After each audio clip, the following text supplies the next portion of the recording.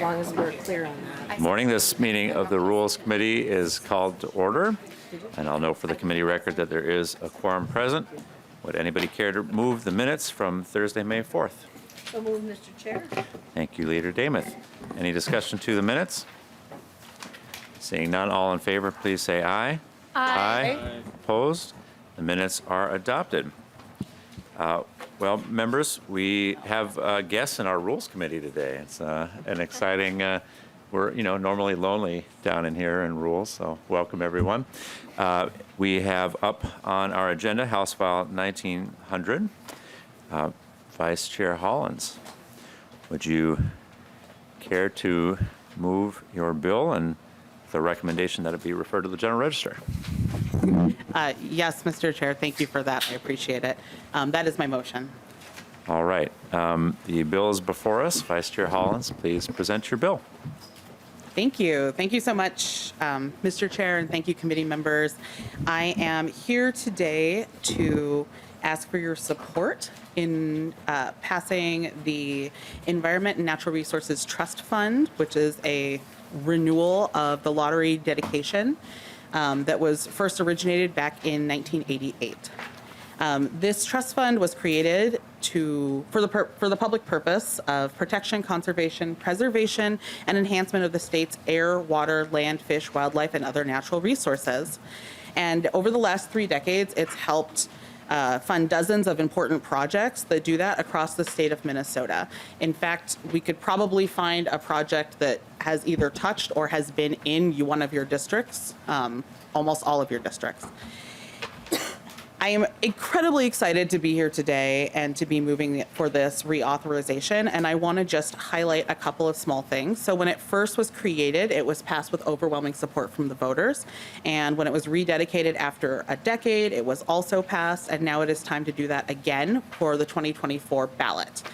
Public opinion shows that Minnesotans like knowing that lottery proceeds are going towards environment and natural resources, with over 82% of support statewide continuing for this constitutional dedication. And in fact, my understanding is when we first got a lottery program, part of the deal in actually being able to pass that was that some of this money, that 50% of the proceeds from that would be going into environment and natural resources, which totally tracks to me because Minnesotans love being outdoors. So the lottery is tied with that. That's why it's got the little loon picture on there, because the money goes to the environment and natural resources. There's a couple of small changes in here that I just wanted to make sure that we highlighted. In particular, I wanted to highlight the community grants program because I'm sure there are going to be questions about this. The community grants program doesn't cost anything extra. It's just an additional program that we've tied to the Environment and Natural Resources Trust Fund. What was happening was a lot of smaller organizations that are both within the Twin Cities but also in greater Minnesota weren't able to access the funds through the typical process of the LCCMR because it is a very time-intensive process to go through that. If you look at the LCCMR, most of the funding that goes through there are from big organizations like the U of M, but also these larger organizations like Ducks Unlimited and things like that, who have the funding to put money forward in this process and to look for reimbursement for the things that they're doing. Smaller organizations don't have that ability to do that. And so in fact, it really has limited their ability to participate in this, even though they are good projects and they are all across the entire state.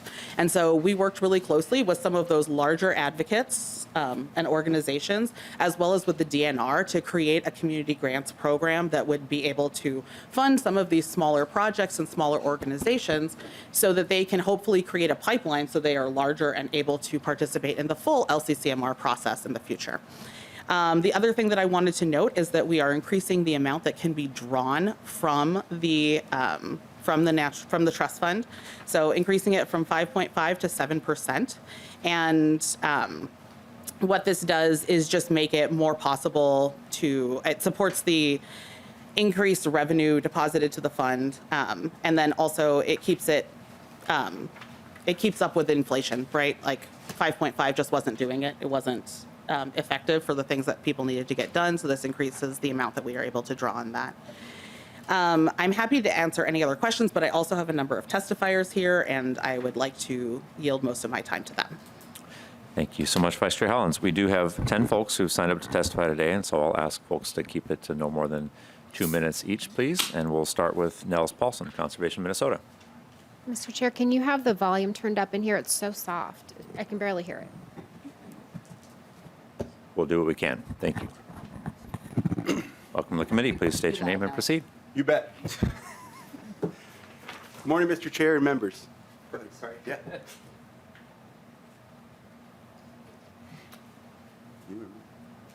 Good morning, Mr. Chair and members.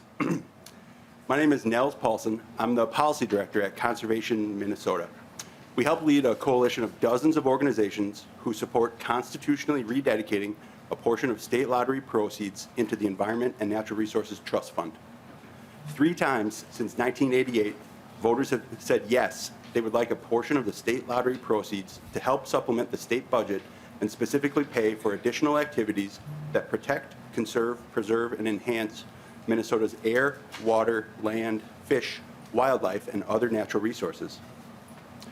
Our renewal coalition has been joined by over 100 local governments, nonprofits, elected leaders, and others in supporting the constitutional rededication of state lottery proceeds before that dedication expires in 2025. The bill does not alter the existing Legislative Citizen Commission on Minnesota Resources, or LCCMR, but this bill does create a new pathway for interested Minnesotans to access state lottery proceeds through the new Environment and Natural Resources Trust Fund Community Grant Program. Our coalition wants to see 25 more years of dedicated state lottery funding to help maintain, enhance, and enjoy Minnesota's environment and natural resources, and we ask for your support. Thank you so much. Next is Mary Robinson, Department of Natural Resources.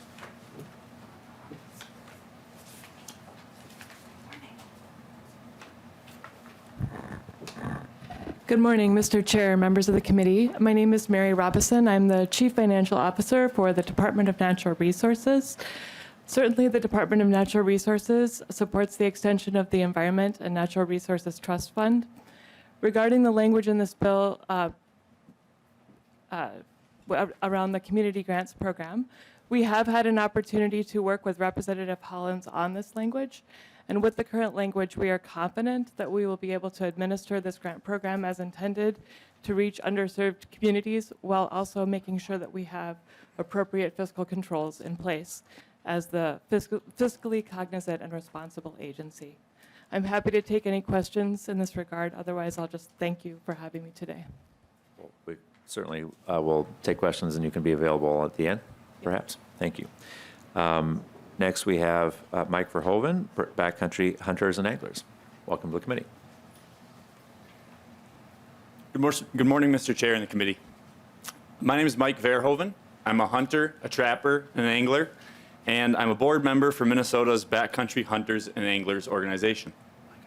Our organization strives to ensure hunting and angling remain accessible to every Minnesotan.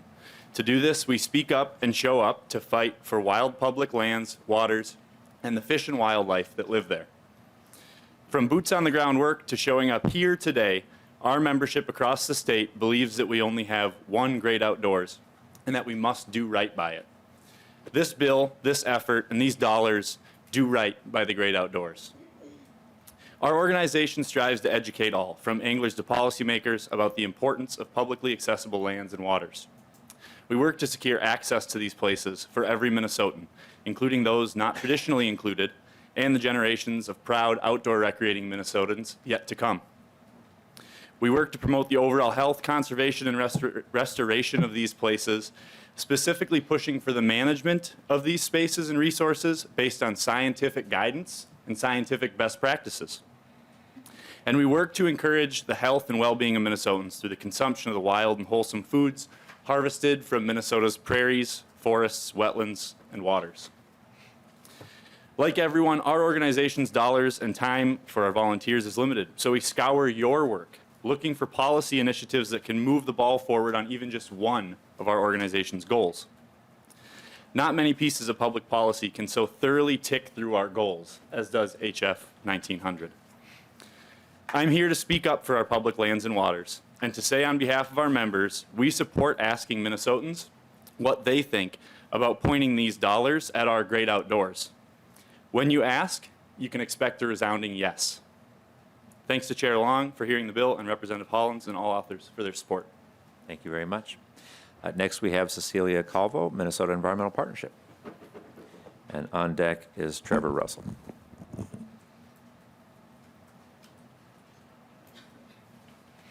Welcome to the committee. Thank you. Good morning, Mr. Chair, Madam Vice Chair, and members of the committee. My name is Cecilia Calvo, and I'm the Director of Advocacy and Inclusion at the Minnesota Environmental Partnership. MEP is a statewide coalition of over 70 environmental and conservation organizations and other partner organizations that are working together for clean air and water, clean energy, and a healthy environment for all Minnesotans. On behalf of MEP and our ENRTF Reauthorization Coalition, I am here to express our support for this bill and to urge you to reauthorize the Environment and Natural Resources Trust Fund and create a new community grants program. The ENRTF Reauthorization Coalition brings together leaders from the Black community, the Latino community, tribal nations, rural communities, and mainstream environmental and conservation nonprofits. We have been listening to community leaders to develop a community grants program. This is what community leaders have said.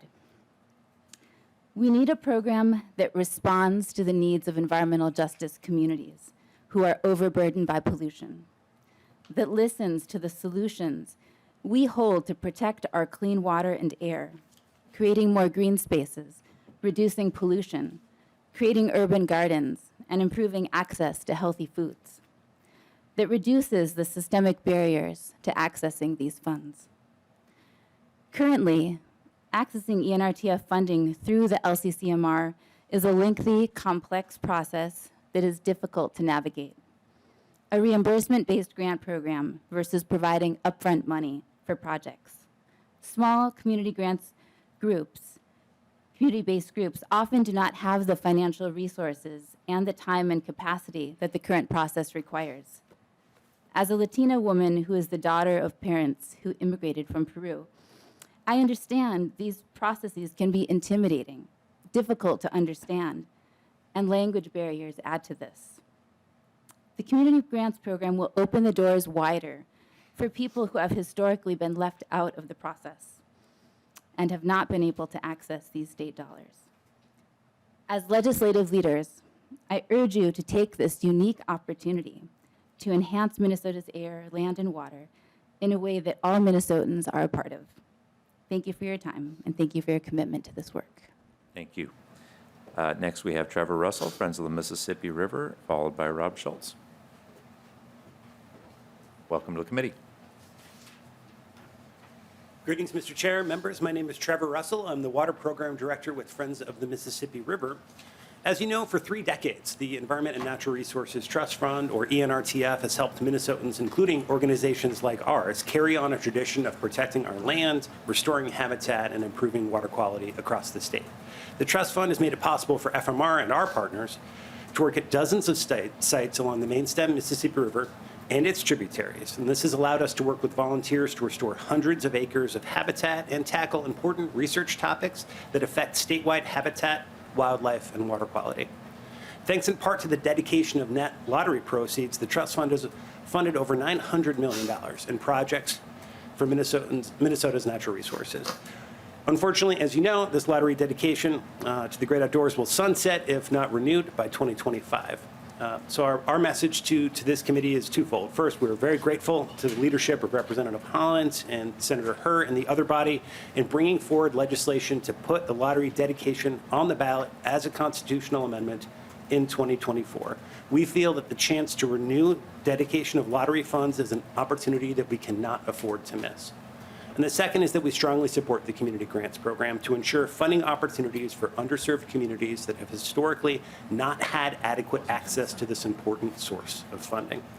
Renewing state lottery proceeds is an opportunity we can't afford to miss. I'm confident that if you give Minnesotans the chance to vote, they will decide to dedicate these funds to the great outdoors. Thank you. Thank you so much. Next, we will hear from Rob Schultz with Audubon Society, followed by Carrie Jennings. Welcome to the committee. Thank you. Chair and members of the House Rules Committee, my name is Rob Schultz. I'm a resident of District 39A in Fridley, and I serve as Executive Director of Audubon, Minnesota. I'm here today in support of House File 1900 to reauthorize the ENRTF. The trust fund is an important vehicle that allows the public to invest in protecting and enhancing our state's natural resources through the Minnesota State Lottery proceeds. It broadens the field of people working to advance conservation by engaging nonprofit and education institutions as well as local municipalities. The results of the funds of this work since it was started in 1988 have been quite impressive in leveraging on-the-ground conservation work, science, and environmental education for the benefit of wildlife and Minnesotans alike. At Audubon, we empower our 26,000 members in Minnesota to work on behalf of birds through a network of independent chapters across our state, through more than a 100-year history of citizen science that monitors bird populations, and by conducting statewide and regional habitat restoration projects that benefit birds and wildlife. In the past, we've received funding from the ENRTF to conduct avian monitoring, and this allows us to assess how birds utilize restored environments and improve conservation restoration practices that are used by our organization, agencies, and others. We've also worked to survey marsh birds and understand their population trends, and then to evaluate Minnesota's focal species, such as the black tern, the yellow rail, the common rail. These are species that are listed as threatened or of special concern in the DNR's Wildlife Action Plan. This work is important because bird populations in Minnesota and across North America are under extreme pressure right now. It's heartbreaking to see that in my lifetime, the population of birds in North America has declined by 25%, or roughly 3 billion birds. And we're seeing that significantly here in Minnesota. The Environment and Natural Resources Trust Fund is critical in providing the tools necessary to address these issues and protect our natural resources.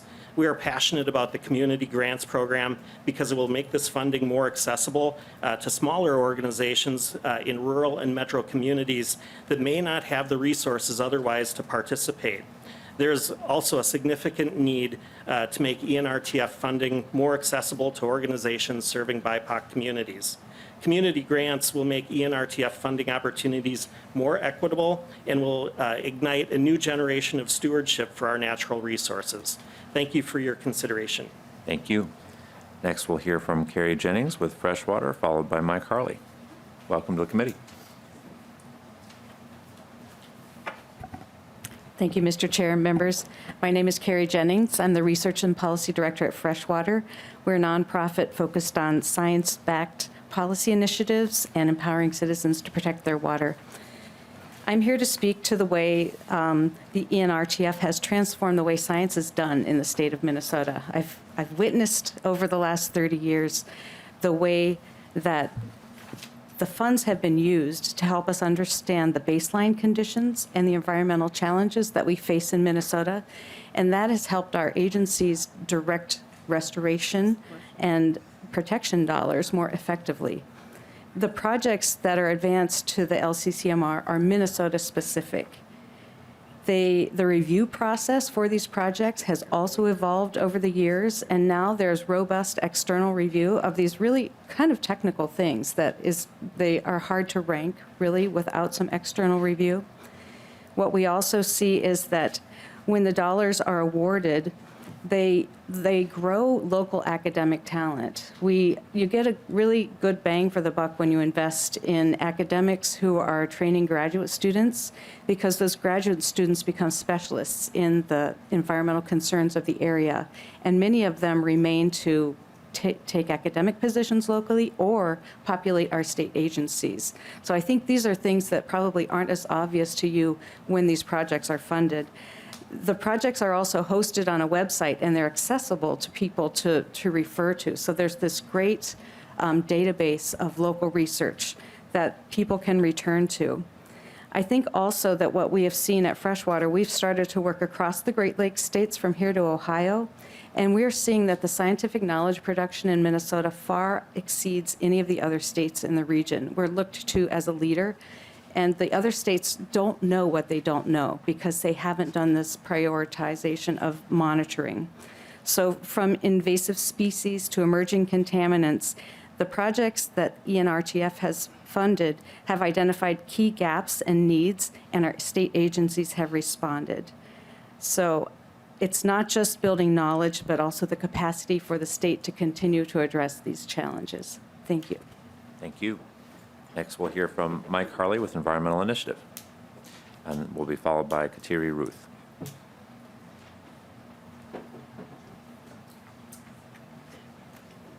Welcome to the committee. Good morning. Thank you. Mr. Chair, members of the committee, I am Mike Harley. I'm Executive Director at Environmental Initiative. We're a 31-year-old organization that catalyzes collaboration across perspectives, power, and systems for social equity and environmental health. I'm here to urge you to reauthorize the Environment and Natural Resource Trust Fund and to create the new Community Grants Program. That is going to be a powerful way to provide greater access to grant dollars for the communities that are most essential in a healthy environment and a prosperous state. While it's uncommon for our organization to advocate directly on behalf of specific legislation, we're moved to be here today to do exactly that.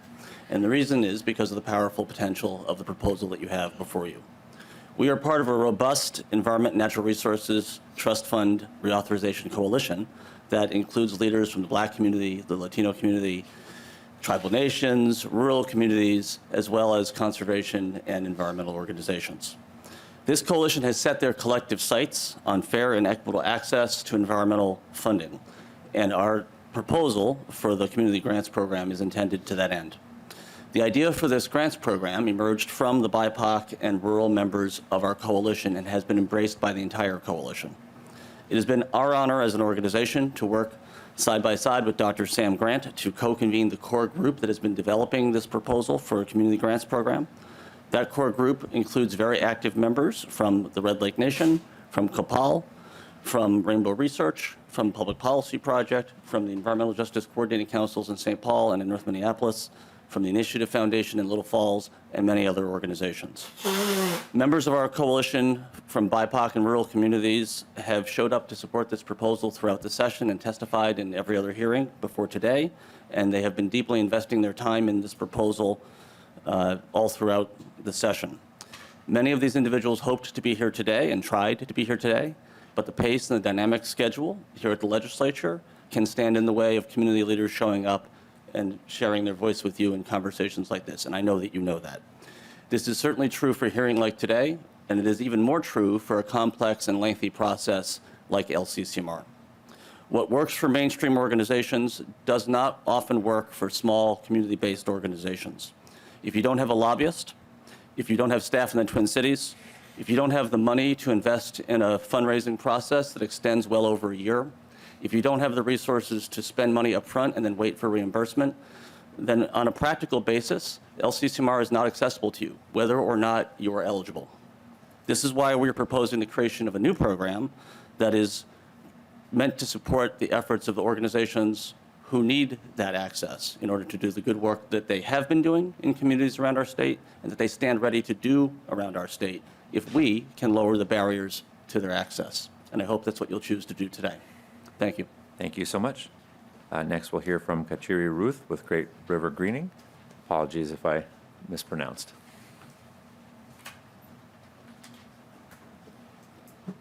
Good morning. No apologies needed. My name is Kateri Routh. I am Executive Director with Great River Greening.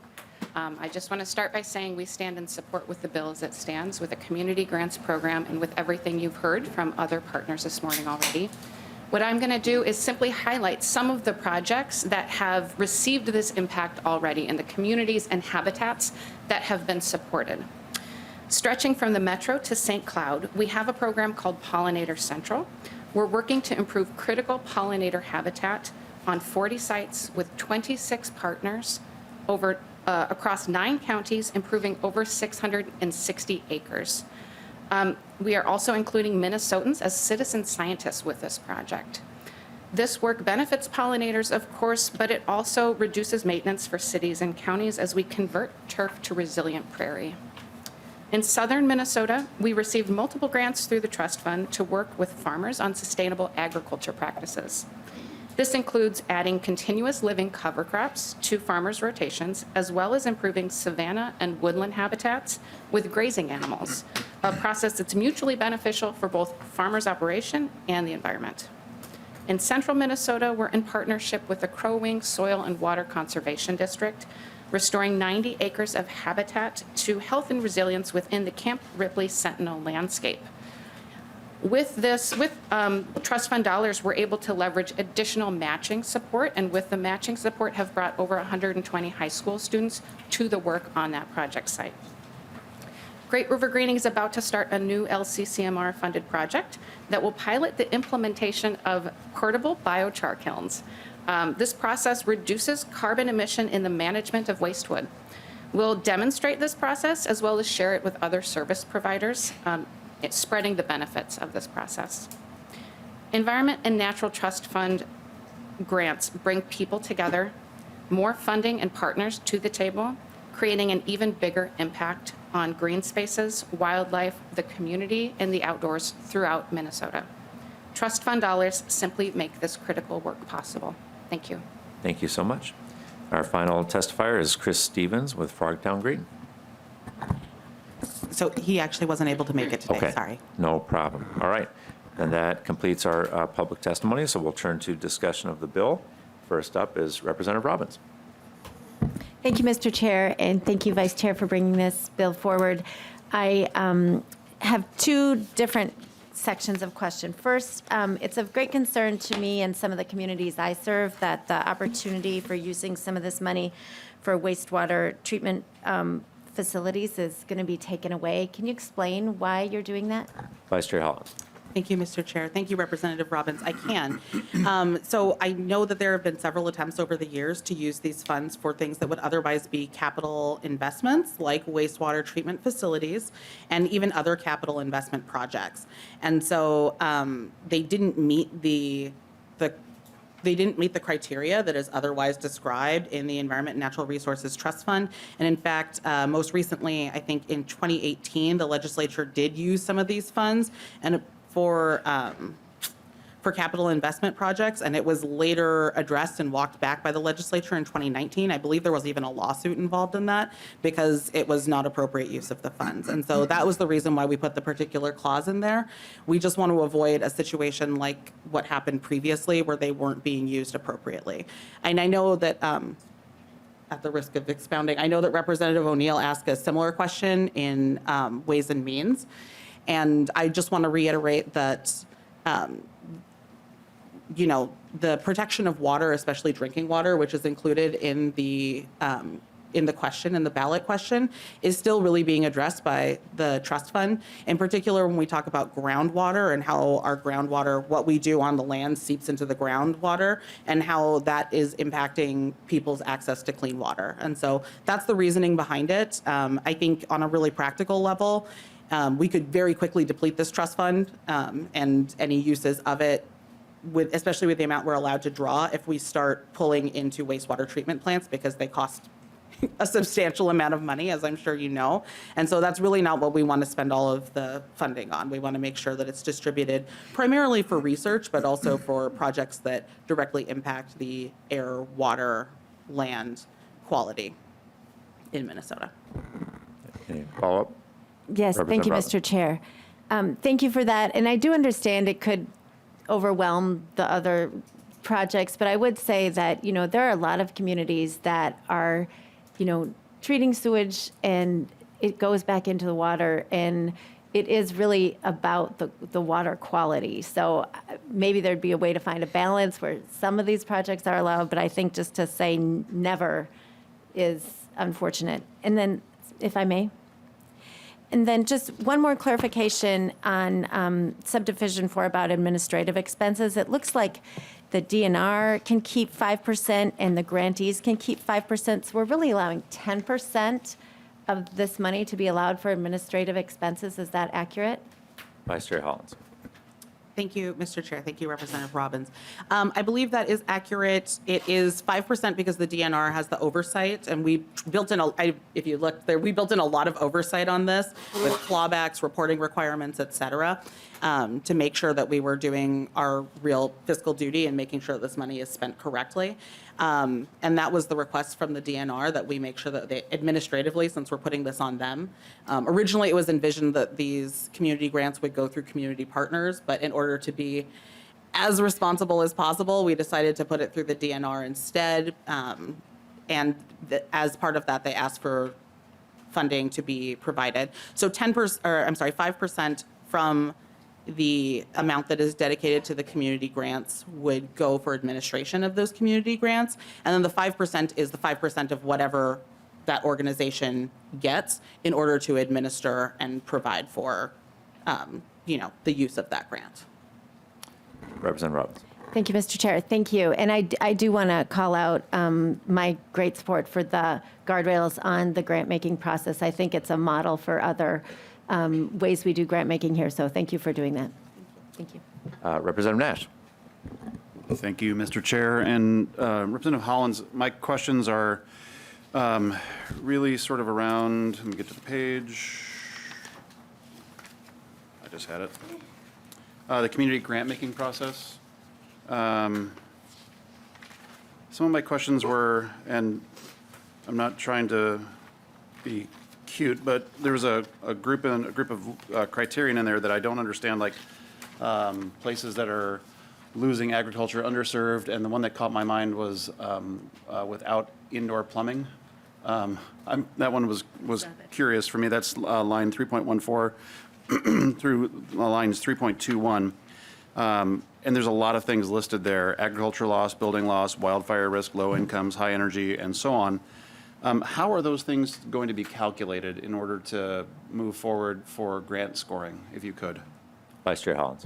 Thank you, Chair Long, and thank you, Representative Nash. My understanding is this is language that was taken from the federal census tracking information, and that information is provided through the census tracts. So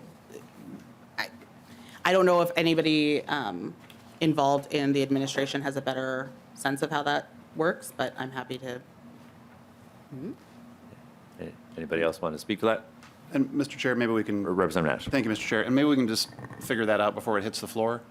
As you know, I ask a lot of very detailed questions. That's just one of the things that I found particularly interesting. Bless you.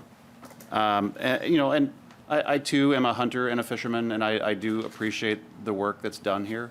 My principal objection has always been with the acquisition of land. I feel sometimes it's a little bit too much, that it takes things off the tax roll. But I will also tell you I appreciate the inclusion of the guardrails. And my last question to that end, Mr. Chair, is that the totality of the amendments that we've been putting in other bills as we've been moving along, or is it more or less than the amendments that we've been adding into the fiscal bills? Vice Chair Hollins. Thank you, Chair Long. Thank you, Representative Nash. I can't speak to what other bills have done. I know that this was a very collaborative process between the stakeholders from the environmental organizations as well as the DNR, and we worked really closely with them about what they wanted to see and how they would feel most comfortable administering these grants, and that's what we came up with the language. And Mr. Chair?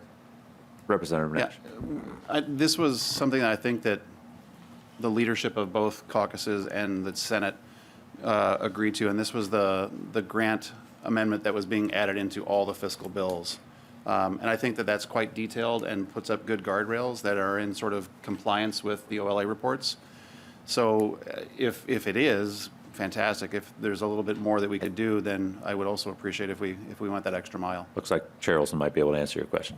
Chair Olson. Thank you, Representative Long. And good question. So it is based roughly off of what was added. So you're talking about the budget bills, what was added in Ways and Means that you helped, and Representative Garofalo and others. So yes, it is that, plus what Representative Hollins said, a little bit more specific to what will be happening within this bill. So yes, you're right, Representative Nash. It's based on that plus more. Okay. Representative Torkelson. Well, thank you, Mr. Chair. very interesting topic of discussion, one that I've not been involved with this particular biennium, but have been Aren't you involved glad you with got on rules? in the past. I'm so glad, Mr. Chair. Nice to actually have testifiers here for I a know. change. That's a real pleasure. Just for you. And I have a number of questions. First, the change in the appropriation from 5.5% to 7%. And it looks to me like you're adding that extra 1.5% to cover the community grants proposal that's in this legislation. Is that correct? Vice Chair Hollins. Thank you, Chair Long. Thank you, Representative Torkelson. So actually, that increase in the amount of pull was already being discussed before we had the community grant. So I carried this bill last year, and we didn't have a community grants program developed yet. It was something that we were interested in, but we hadn't actually fleshed it out. And they were already increasing the pull from 5.5 to 7%. So that was something we had discussed previously, simply because the demand for funding from the trust fund is so great, and there are so many projects that come through the LCCMR, and the number that we're able to fund is significantly smaller than the amount of money that we have. But it certainly would help the community grants program as well. Representative Torkelson. Well, thank you, Mr. Chair. So, this program is designed that there be a corpus that is virtually permanent, and that what we withdraw does not damage the corpus. So you're confident that raising this percent will still protect the corpus? Vice Chair Hollins. Thank you, Chair Long, and thank you, Representative Torkelson. That is my understanding. I'm not the math person, I'm a lawyer, so, but I have talked to the people who are in charge of the trust fund and the staff for the LCCMR, and they feel confident that it will maintain the corpus.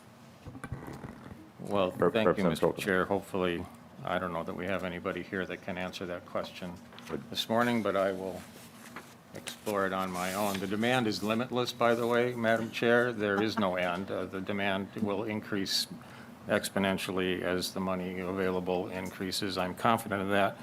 My next question has to do with the question on the ballot. We have new language here, 2.6 to 2.10.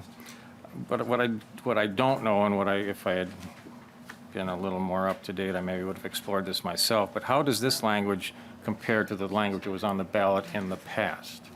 Vice Chair Hollins. Great. Well, thank you, Chair, and thank you, Representative Torkelson. That is a fantastic question, and if you had asked me about a month ago, I would have told you exactly what the language was previously. I don't remember off at the top of my head, but I believe that it is changed slightly to be more specific. I think previously it had said, it was much more general, like just quality of, I'm looking at it and I'm like, I think it was like improve air quality, improve water quality, expand access to parks and trails. And we tried to make it a little more specific to give people an idea of what water we're talking about. We think like the average person doesn't, they're like, what does that mean exactly? And so we wanted to say, rivers, lakes, streams, and this language has actually been changed several times over the process of even this year. But my understanding is this is the language that has been worked out by the coalition. It is the language that has been proposed and has been polled on, and it is language that, that people respond very well to. Representative Torkelson. Thank you, Mr. Chair. Well, thank you for that answer, Chair Hollins. I think we all know that this is likely to be approved by the voters. The voters in Minnesota have supported this sort of thing in the past. But what I'm concerned about is, do they really know what they're voting for? You just expressed that the language has been carefully constructed so that it'll be user-friendly, so to speak, and they're more likely to vote. But is it really, are they really getting what they want? I don't know, and I would sure like to compare that language to see, this, as we've noted earlier in some of these questions, things are morphing here. We're changing some of the emphasis of where these dollars are utilized and how they're utilized, and the question should reflect that, in my opinion. So there is substantial language in here regarding financial accountability. But is there any language in here that has some environmental accountability? Are these projects, as we fund them, are we evaluating if they actually have an impact on the environment? Madam Chair. Vice Chair Hollins. Thank you, Chair Long. Thank you, Representative Torkelson. I don't know how to answer that question because I am not a climate scientist. So I believe that because we have the purpose language that is included in the constitutional amendment, that we know that it has the public purpose of protection, conservation, preservation, enhancement of the air, water, land, fish, wildlife, and other natural resources. I imagine that when these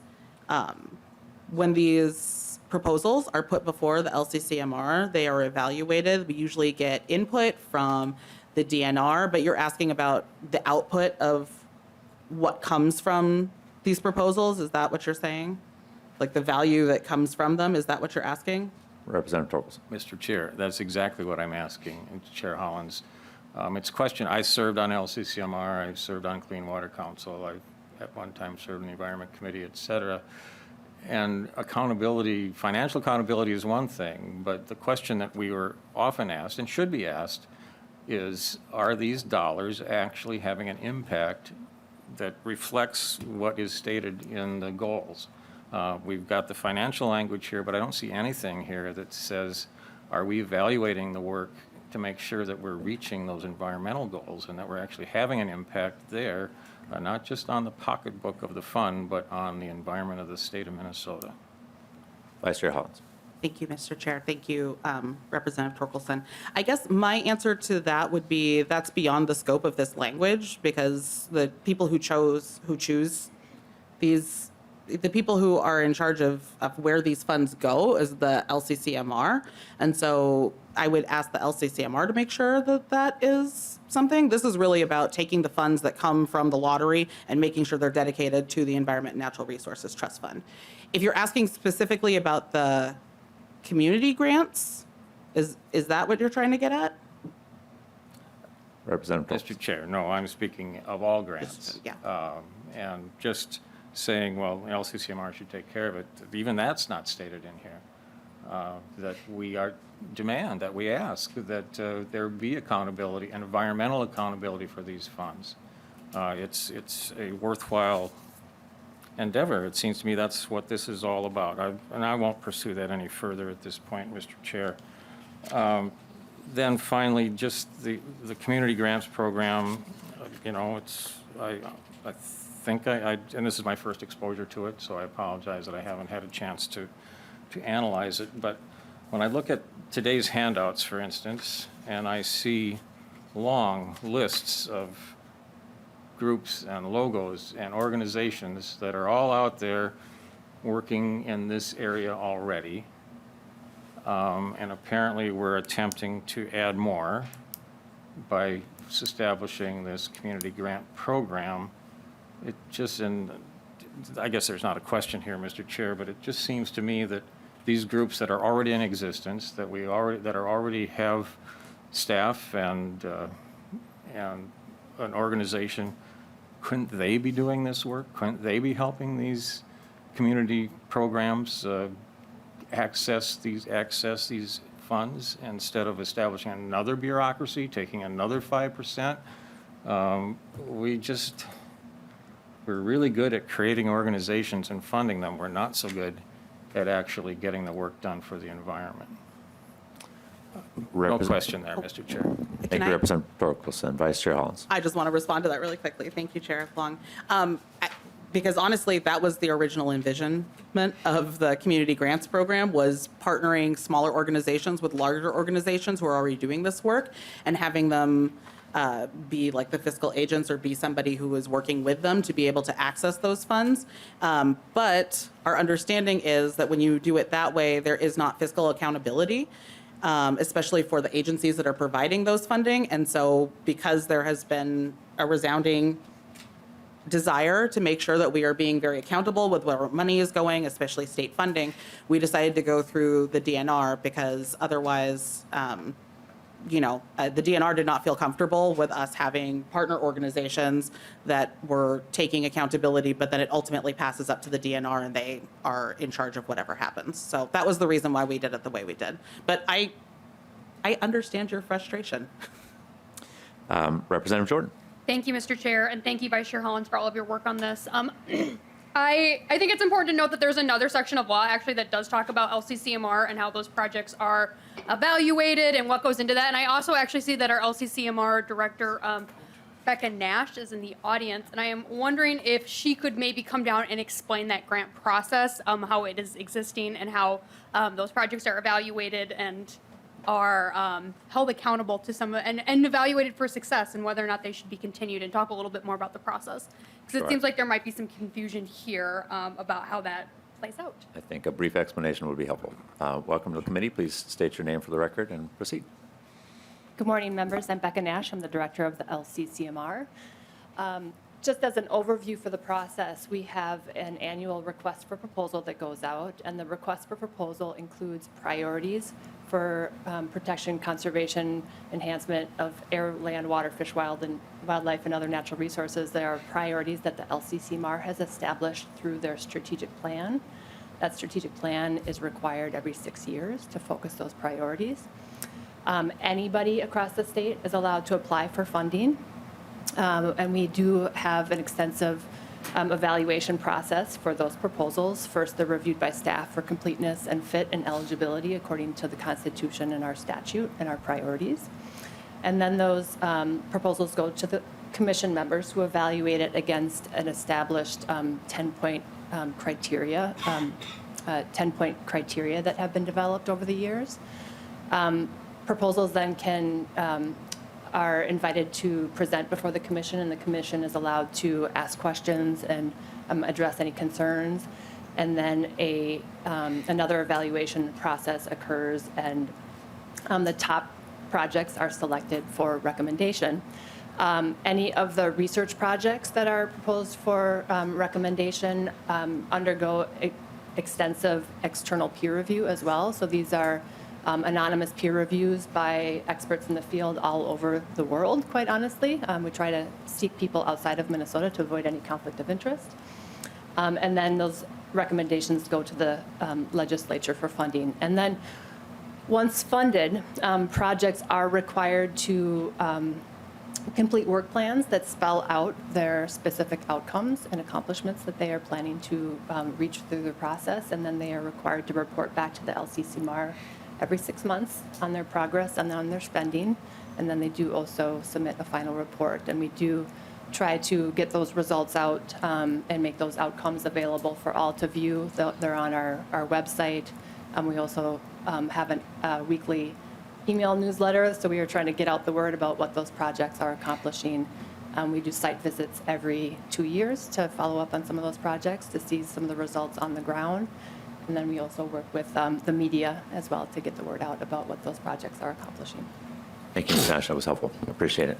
Further comments, Representative Jordan? Yes, thank you, Mr. Chair, and thank you, Director Nash, for coming up and excuse me, reminding us about how this all plays out. I think there's always a lot of discussion about how LCCMR can play out, and I really think that what Representative Hollins has done here with the Community Grants Program is emphasizing those organizations that don't have the same kind of ability to fill out all of those extensive forms that Director Nash was talking about that are important for making sure that we are funding things that are successful, impactful, and accountable. So making sure that we have these processes in place for people who have never been able to access this money before is really critical. I've heard extensively from my constituents and from Minnesotans across the state that this funding in the past has gone to larger organizations with extensive staff that have received these grants in the past even. And so making sure that everyone can have this access into it is a really great feat. And I want to thank Representative Hollins for her work on that. Thank you, Representative Jordan. Representative O'Neill. Thank you, Mr. Chair. I apologize that you may have said this at the beginning, but I was distracted by there was no sound in the room. So can you just let us know generally how much money goes into the fund? Vice Chair Hollins. Thank you. Hold on. I've got that note. Okay. Thank you. So the expectation of how much goes in, I know that how much goes out is about 79 million with the 5.5%.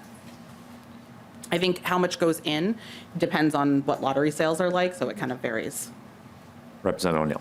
Thank you, Mr. Chair. Yeah, it's a hard number, I'm sure, to estimate. I just wanted to get a sense as to how much money we're talking about, because you did talk about when Representative Robbins was talking about changing the structure of it and not having it available for wastewater treatment or drinking water projects because it's used up so quickly. I just wanted to get a sense. I forgot to ask you that in Ways and Means, like how much money we're talking about. So that's helpful. Okay, so I'm wondering, you talked only very, very briefly sort of about the process of how the community grants are done. And I see you're setting up a community grants advisory council with 11 members. 2 of which are from the Ojibwe tribe, 2 members that are from the Dakota tribe, 4 members who are identified as Black or African American, Hispanic or Latino, Asian or Pacific Islander, or another member of a community of color, which is 8 of the 10. So as this group comes together and they kind of go through sort of the applications, it sounds like they're making recommendations to someone in the DNR. What happens after that? So once they've gathered up all of the applications, it kind of looks like they're reviewing them. And if I'm not correct, please correct me because I'm trying to understand how this works. Then it goes to the DNR, and then what happens? Vice Chair Hollins. Thank you, Chair Long. Thank you, Representative O'Neill. Well, I'm going to bring our DNR representative up to talk about this because I think we are in the process of working through what that is going to look like. We wanted community input and we wanted folks from these unrepresented areas to be part of the decision-making process, but also I know the DNR has ideas about how to move forward, so. Ms. Robinson. Mr. Chair, members of the committee, thank you again for having me and for the question. So, big picture, I would say about 20% of DNR's budget currently goes out the door in grants. We have about 50 different grants programs across the department with a wide variety of models. So we're well practiced in grant programs across the board, including working with LCCMR in those cases where LCCMR dollars pass through the DNR. In this case, this is clearly, as everyone knows, a new grant program. And so a lot of these details haven't been fully vetted or worked out yet. We would work, not to say that they're not thoughtful, but we haven't gotten that far along the process in terms of how the grants actually will be administered in the different rounds. We would work with the council that's established in this law to come up with those details according to, of course, best practices, as well as the Office of Grants Management policies.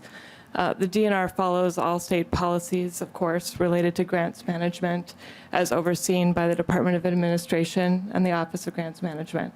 And so we would, within those parameters, work with this established council to work out those details. Representative O'Neill. Thank you, Mr. Chair. Well, that explains why I couldn't find it in the language, because I was like, okay, there's got to be some sort of further process other than just standing up this advisory council, the Community Grants Advisory Council. And I don't see in the language, and I probably missed it because we're all very tired. It's been a long, many, many weeks of 16-hour days. Can you tell me of that 79 million that went out? That's just, the number you just had given me. What percentage or what amount of that do you expect to go for community grants? Vice Chair Hollins. Thank you, Chair Long. Thank you, Representative O'Neill. So if you look online, it's 3.23, so is where it starts, the appropriation. So it's 1.5% of the market value of the Environment and Natural Resources Trust Fund is appropriated to grants in that grant program. Mm-hmm. So I can't do math. Representative O'Neill. Thank you, Mr. Chair. Yes, I did see that, and that's different than, because you had said 79 million had gone out in the past in total for the from the trust fund. So this is more of, I'm just wondering, like specifically for the community grants, is there a percentage? Is there, it's not going to go out in totality now, and I don't think we're changing the entire trust fund to all be community grants unless I'm misunderstanding that, but is there going to be a proportion of that 79 million as an example that you gave? I think Emily Adrians might be able to help out here. Thank you, Mr. Chair and Representative O'Neill. So the nearly $80 million that Representative Hollins referenced, that's the amount that goes to the LCCMR currently. So that accounts for the 5.5%. And so we have estimates for an additional 1.5% of that corpus that we're talking about. That could amount to somewhere just over $23 million a year. And so it wouldn't impact the 5.5% that currently, that amount would continue along, and then the 1.5% would be in addition to that. Representative O'Neill. Thank you. Thank you, Ms. Adrians. That's very, very helpful. I just wanted to get a handle on what exactly, what are the dollars for the community grants? Okay, so we don't know the process just yet. All right, let me just, the other question I had was when I was looking at, on page 2, when it's got the exact language that will be on the ballot, which I suppose is probably the most important thing in this committee. And you had said that it had been pulled and it was, this is the language that was the most positive response or very positively responded to. But one thing that was in almost every testifier that came is they talked about environmental justice and in fact, there's quite a bit of deference given to communities that are negatively impacted by all kinds of sorts of things, as I believe Representative Torkelson or maybe Nash had pointed out. It was Representative Nash. It's communities disproportionately affected by ag loss, building loss, wildfire, low income, high energy cost, rates of asthma, rates of diabetes, rates of heart disease, low life expectancy, high housing costs, lack of green space, lack of indoor plumbing, persistent lead paint, proximity to hazardous waste and related facilities, particulate matter exposure, and so on. There's a couple other things. So there's a very heavy emphasis moving forward that are social justice, environmental justice, but that's not in the language at all. And if it's 23 million approximately, that will now be going for community grants of the 80, that's a pretty high percentage. And I'm just wondering if there's going to be like a floor amendment or something. I'm kind of surprised you didn't bring an amendment to maybe include those types of words in the language that goes on the ballot so that people understand that it's there's a lot of environmental justice and social justice baked into this new the community grants moving forward. Vice Chair Hollins. Thank you, Chair Long. Thank you, Representative O'Neill. So the first thing I'll say is the vast majority of the funding is still going to just standard, what it's always been going to, right? The percentage of the percentage of the money that is going to community grants, which does focus on that particular area that you just read, is a fraction of the amount that is going to the standard Environmental and Natural Resources Trust Fund, LCCMR, grant program. We also don't mention the LCCMR in the submission to the voters because that just confuses the issue. We know that voters care about the environment. And so one other thing that I really want to emphasize, because I've been getting some strange and angry phone calls about this, community grants is still for grants that go to dealing with the environment and natural resources. It is simply a different way of getting at that issue. And so whether that is for communities that have been historically left out or communities and organizations that have been a long-standing partner, and getting funding from the LCCMR, it is still going towards the environment and natural resources, which is why the submission to voters, I would argue, is exactly what it needs to be, because it's still addressing water, wildlife habitat, air quality, et cetera. It's just whether it's being directed towards those organizations and areas that have been historically funded or those organizations and areas that have not been historically funded. But it's still the exact same focus and effort. You have a final question, Representative O'Neill? Oh, I might be a couple more. So, thank you, Mr. Chair. So it says that you're establishing a priority for projects, which is the list I just read, for the DNR. So it says you must prioritize these things as I just read off. And that's on exclusive, or it's on an inclusive list. There's a few other things I didn't mention. Mm-hmm. But if the if that's impacted only for the community grants, that's still 30% of the money going out. I would call that significant. It's not insignificant. So anyway, so you're not going to add those words in, which I would think would be a plus for people to understand where it's going, what it's doing. I will make this a final question, since you did say final question.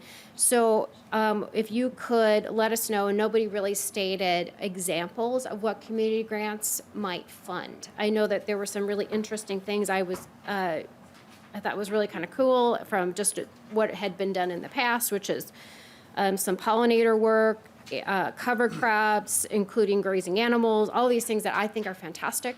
So I'm wondering if you could let us know what are some projects that the community grants specifically would go to do. Vice Chair Hollins. Just examples. Thank you, Chair Long. I don't know that I'm the best person to give examples of this. I'm saddened that our Frogtown testifier is not here, because he could probably give better examples of this.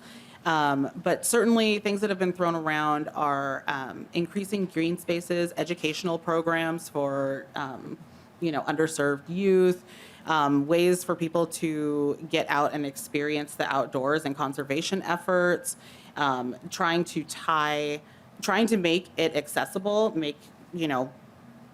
make the environment and our natural resources accessible to everybody from every walk of life and from every area in Minnesota, and making sure that what we are doing in our conservation efforts within the metro or within certain areas, rural areas, are getting as much attention as, the places that the U of M cares about, or the places that some of our larger organizations are really focusing their efforts on. So I don't think I could give you specific examples of them, but I will say that there are a number of organizations that have come to us talking about how they want to get more involved, and how they have community members who want to be more involved and do want to have that green space and be outdoors, and really, don't get the opportunity to be a part of it.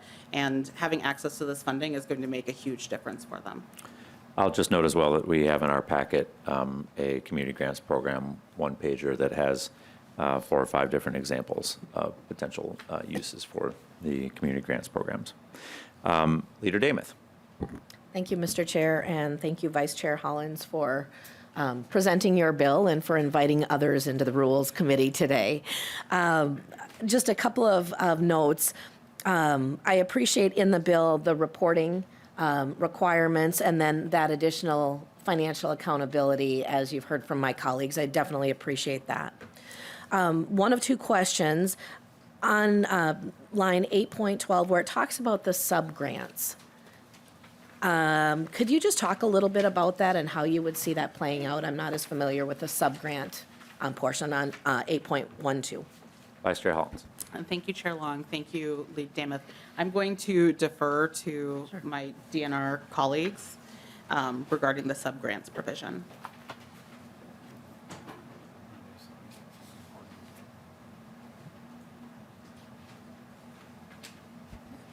Welcome back.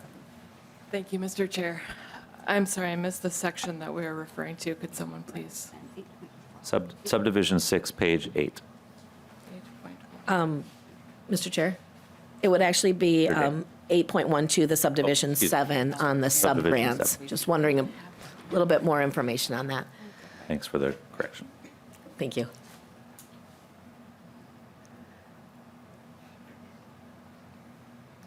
Mr. Chair and members of the committee, so Mary Robison, Chief Financial Officer for the DNR. I did want to again speak to the different financial assurance pieces in this bill, because they do come from different places. The DNR has worked with Representative Hollins and others working on this bill regarding the language under Section 3 related to the community grants program and how that will be administered. The financial assurance pieces that have been added to that, as I think others have mentioned, are actually legislative pieces that have come from the House and Senate and been added across bill areas into a number of bills. And so I just want to make it very clear that the DNR has not been involved in the drafting of that language or the authorship of it. I will say, with regards to that section, it does refer to sub-recipients. In this case, the community grant program is not using a model of sub-recipients. And in fact, that is something that the DNR prefers not to do and has worked with Representative Hollins to step away from, because as the community grant program money would be appropriated to the DNR, we are ultimately accountable for the use of those funds. And it was like not just as an agency, but myself as the CFO, I would be professionally responsible for the use of those funds. And so we as the DNR would want to administer those funds directly to the organizations that are receiving those grants. That is not to say that we would not work with the other organizations that have been part of pulling together this bill. There's certainly been a broad coalition of, as you've seen, of organizations that have come together to design this community grant program. And there are roles that those organizations can play in helping support smaller organizations, such as acting as fiscal agents, 501c3 support, et cetera. But it is important to the DNR that we, as the cognizant agency, maintain that direct responsibility with those ultimate recipients. And so I do want to make clear that while the DNR has not authored that particular subdivision, this is not a situation where we're having subgrantees exactly for that reason. Leader Damon. Thank you, Mr. Chair, and thank you for the explanation. So if I'm understanding this, the agency then, as we see on 8.13, the agency is referring to, and I apologize if I didn't see the definition earlier.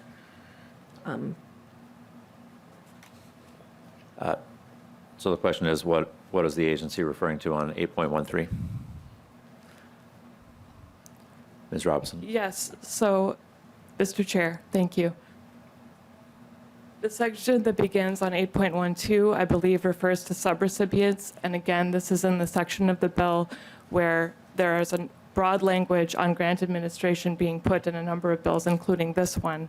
My belief, although I haven't been involved, is that that is intended to increase controls around cases in which there might be subrecipients, which is, I would say, a somewhat risky grant structure in and of itself, where agencies pass money on to other organizations who then administer that money. So that's the intent of that section. Unfortunately, because I haven't been involved, I don't feel comfortable speaking more directly to the authorship of that section, but that's the intent. And again, just to clarify, that's not the case in the community grants program. The DNR would be administering those grants directly to recipients under the community grant program as discussed. Leader Damon. Thank you, Mr. Chair. Thank you for that answer. And then I do have one final question for Representative Hollins. Representative Hollins, can you, as the priorities are laid out, and I believe it's in the third 3-point, I'm not sure where it is right now, as priorities for these community grants are laid out, will there be any intent to make sure that there's a geographical balance within these? And I don't see that listed. Just wondering what the intent might be, if at all. Vice Chair Hollins. Thank you, Chair Long, and thank you, Representative Damath. Lead Damath. This was something that was taken under consideration when we were originally working on this grant program back a year ago, which feels like a billion years ago, to have geographical equity. And what we decided was that we wanted to take the language that was here with the census tracts, because we do think that it has broad application. As you see, there are some things that might be more metro focused, but then there are other things that are definitely more rural focused, wildfire risks, agriculture loss, things like that. And we thought that really got at what the goal of the program was for those places that historically have been underrepresented or not participatory in this particular program would be able to have access to it, instead of saying like 50% here and 50% there, which might not actually play out the way we want it to. And so we wanted to make sure that everybody was incorporated based on the census tract data, as opposed to choosing hard numbers. And it does look like the advisory council has geographic distribution requirements. All right. Thank you, Mr. Chair. Thank you, Vice Chair Hollins. So you were going to be our last leader, Damath, but Representative Torkelson, so excited to have questions in front of here that he snuck back on the list. So one last question, Representative Torkelson. got permission from my leader, Mr. Chair. Okay, all right, Thank you. good. Glad you did. Just two quick comments. One, you said earlier, Chair Hollins, that this was a small percentage, but actually, according to my math, I'm not a lawyer or a mathematician, I'm a farmer, but it's 21% of the new allocation is going to this community grants program. That is significant, it's large for a brand-new program that is somewhat of an experiment, I would say. That's just a comment. My question is, much of this work intersects with the work of the 3/8 cent sales tax. Did you consider how these two funds interact when you put together this proposal? I'm talking of the Clean Water Fund, the Parks and Trails Fund that are part of the legacy. Vice Chair Hollins. Thank you, Mr. Chair. Thank you, Representative Torkelson. So I'm not on legacy and I'm not on taxes, but what I will say is that my understanding is that the legacy fund is significantly different from this. I mean, it includes arts and creative things, and it's significantly different, and especially because LCCMR and the Environment and Natural Resources Trust Fund really historically has been around funding research on how to better the environment and how to conserve, our wildlife. And so I would say that my understanding, I'm not an expert, but my understanding is those two funds really have significantly different reach, and that because of that, this is still an incredibly important program. Thank you, Vice Chair Hollins. Mr. Chair, I just have to point out, it says it's not one word about research in the constitutional question. Thank you, Representative Torkelson. That concludes our bill discussion. Vice Chair Hollins, would you want to have the final word before we move to a vote? Just thank you all for the time and the discussion. I appreciate it. All right, Vice Chair Hollins renews her motion that House File 1900 is referred to the General Register. All in favor, please say aye. Aye. Opposed? No. The motion prevails. House File 1900 is referred to the General Register. Thank you, members, for a good hearing today. With that, we are adjourned.